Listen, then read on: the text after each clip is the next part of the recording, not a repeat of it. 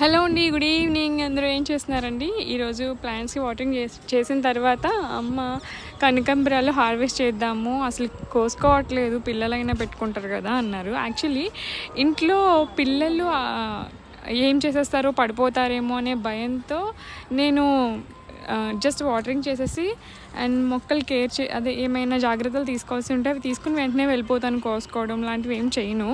అమ్మ అంటున్నారు, పిల్లలు పెట్టుకుంటారు కదా, తీయొచ్చు కదా అన్నారు. సరే కదా అని చెప్పి తీపిస్తే 3 పాట్స్లో చూపించి ఇవి తీయమన్నాను. ఇంకా 2 పాట్స్లో ఉన్నవి, అవి వేరే చోట ఉన్నవి, అవి మీకు నేను వీడియోలో చూపించట్లేదు.